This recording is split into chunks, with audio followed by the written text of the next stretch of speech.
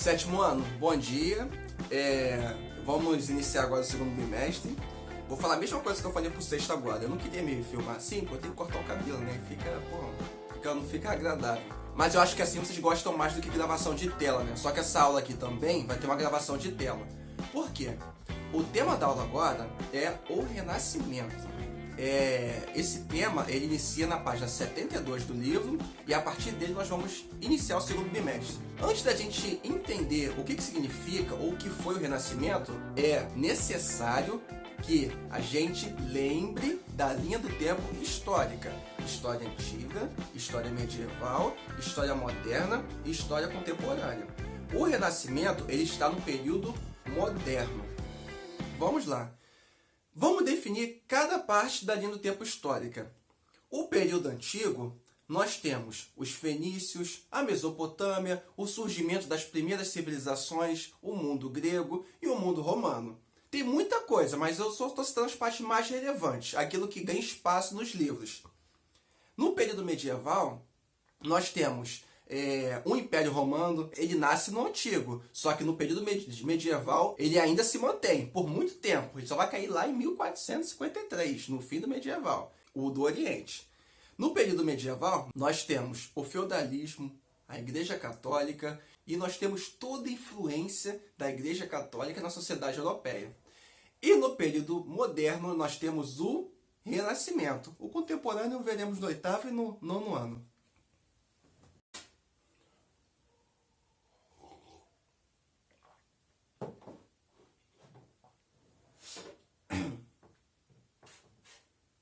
E no período moderno nós temos o Renascimento.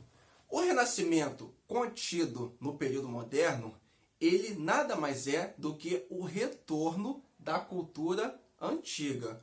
Ué, professor, como assim retorno da cultura antiga? Ela morre na história? Sim. Podemos considerar que sim para entender o movimento. No período medieval, como eu disse para vocês, a Igreja Católica ela detinha toda a verdade sobre a sociedade. Toda a verdade, todas as leis e toda a influência. Era necessário seguir a Igreja Católica, de acordo com a visão deles. Ou você seguia, ou você ia para a fogueira. Não sei porque eu estou rindo disso, isso não é engraçado. Sendo assim, chega um momento, no período moderno, que mais à frente nós vamos conhecer também, nessa questão religiosa, como Reforma Protestante, um homem específico, assim como uma multidão vai protestar contra essas práticas da Igreja Católica, o Renascimento tem um pouquinho disso também.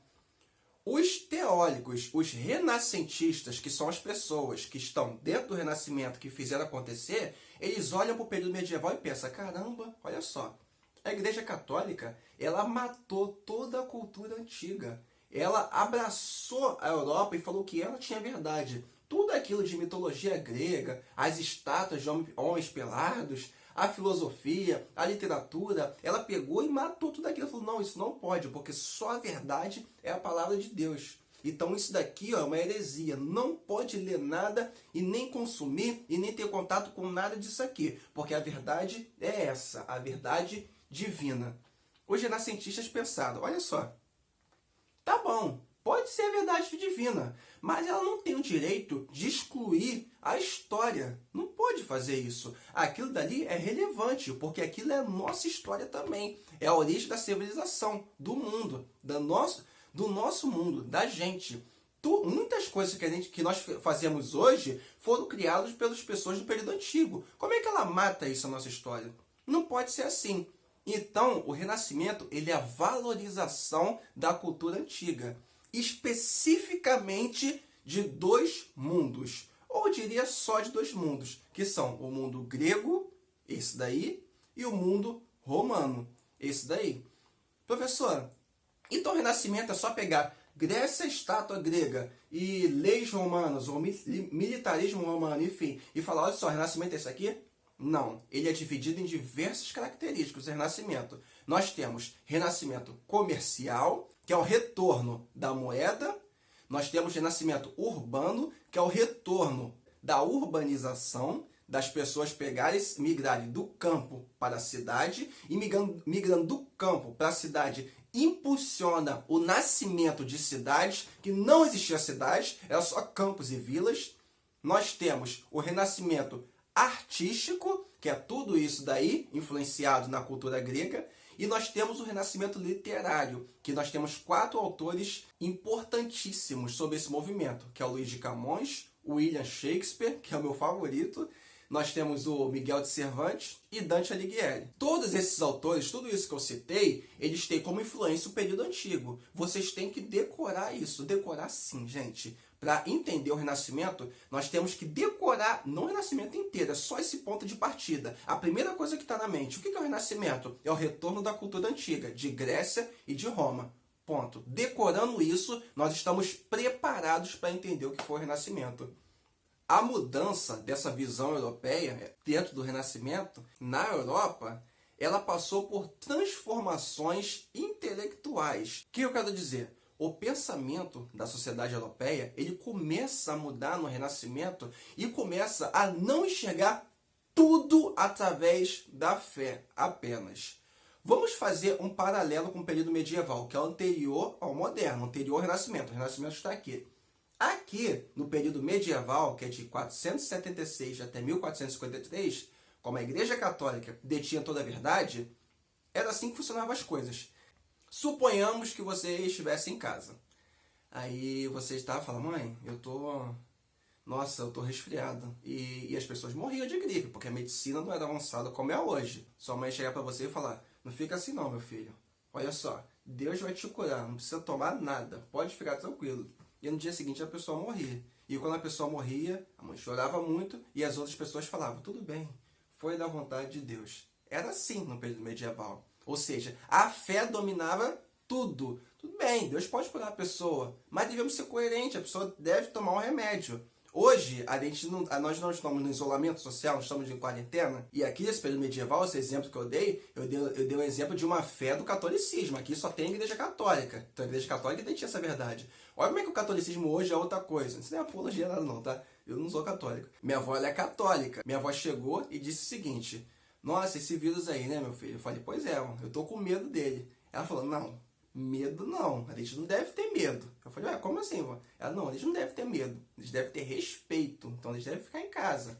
Porque isso daí não é maior do que a nossa fé com Deus, enfim, mas só falar minha avó. Eu falei, caramba, realmente, gostei. Isso daí. Tá vendo como é que hoje é outra coisa? Porque aqui, no Renascimento, aqui no avanço da ciência, na razão, quando as pessoas começam a refletir, elas começam a ser mais coerentes com a vida das pessoas, de enxergar a maneira que o mundo funciona.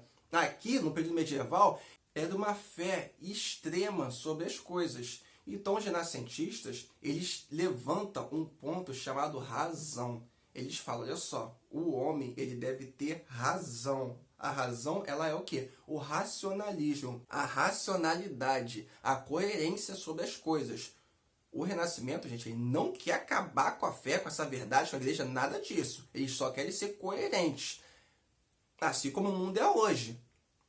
Então ele chega e diz o seguinte, olha só, devemos ter razão e se opor um pouquinho à fé. Porque a fé, as coisas não resolvem tudo na vida. É isso que os renascentistas falam. Então, olha só, aqui no Renascimento as pessoas pensam, se o menino está doente, ele deve tomar um remédio. Tudo bem, ele pode rezar, mas deve tomar um remédio, gente. Porque é o remédio que vai curar ele. E no Renascimento, eles lutam muito para atingir a verdade, porque a igreja ainda está forte aqui no período do Renascimento. Tanto é que é no Renascimento que os homens começam a abrir o corpo das pessoas mortas. Não de todas, mas só de um ou outro. Para quê, professor? Para conhecer. Hoje tem raio-x, tem tudo isso, a gente sabe como funciona, a gente sabe para que serve os remédios, porque muito tempo, lá atrás, as pessoas, alguém abriu o corpo das pessoas e falou, caramba, aqui tem coração, aqui tem fígado. Claro que o nome dos órgãos não era batizado, os nomes só vêm depois, são coerentes com as funções deles. Mas eu estou dando o nome antes para entender melhor. Nossa, isso aqui é o coração, isso aqui é fígado. Mas para que serve isso aqui que batia? Vamos, coração, né? Para que serve isso aqui, o fígado? Vai estudando, vai desvendando as coisas, os mistérios da vida e do corpo humano. Deixa eu tomar um cafezinho aqui.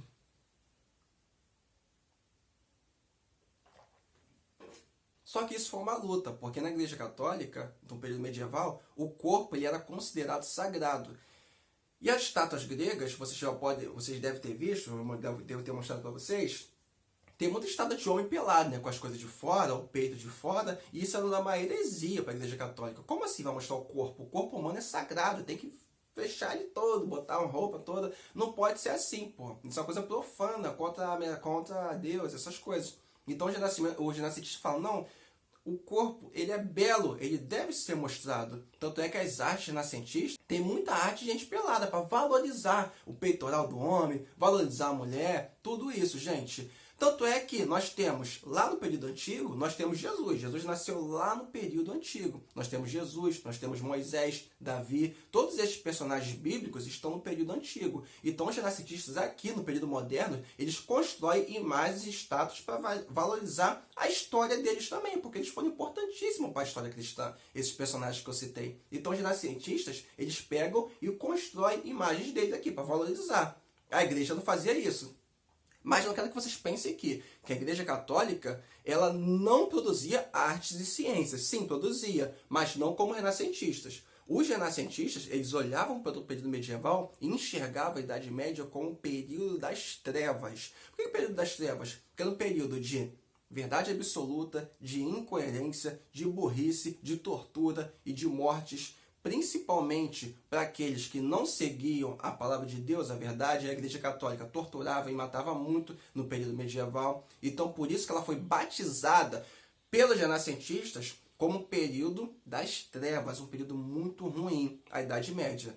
Só que os historiadores, eles não são renascentistas, os historiadores, que é o nosso caso, eles têm dois olhos. Então, para a Idade Média, um historiador olha e fala, caramba, olha só, a Idade Média foi um período das trevas, mas também foi o período das luzes, porque tem muita coisa boa também produzida pela Igreja Católica na Idade Média. Então nós enxergamos esses dois lados. Os renascentistas só olham assim, por esse lado aqui.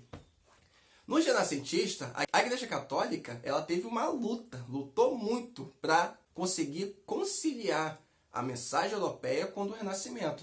Ou seja, como o Renascimento virou moda, toda a Europa gostou da mensagem deles, a Igreja Católica, ela começa a fazer uma amizade com os renascentistas.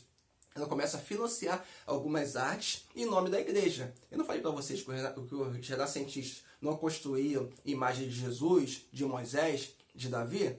Pois é, porque na Igreja Católica ela financiava essas imagens, porque os renascentistas não faziam imagem religiosa. A Igreja Católica pagava e falava, tá bom, então eu vou fazer, porque nós temos o dom, nós temos a arte. Eu vou dividir esse vídeo aqui em dois, porque eu vou mostrar, em gravação de tela, as artes do Renascimento. O surgimento da matemática, ela não nasce no Renascimento, nasce lá no período antigo. Mas ela é um pouco mais valorizada no Renascimento. A matemática com a arte, os personagens específicos, que é bem melhor, né? Porque uma aula sobre arte renascentista é bem melhor uma gravação de tela mostrando para vocês as particularidades da arte do que isso aqui, né? Minha cara aqui. Eu não sou uma arte renascentista. Isso é uma arte renascentista. Isso é uma arte renascentista. Isso não é uma arte renascentista. Pois é, então é melhor uma gravação de tela para ficar melhor.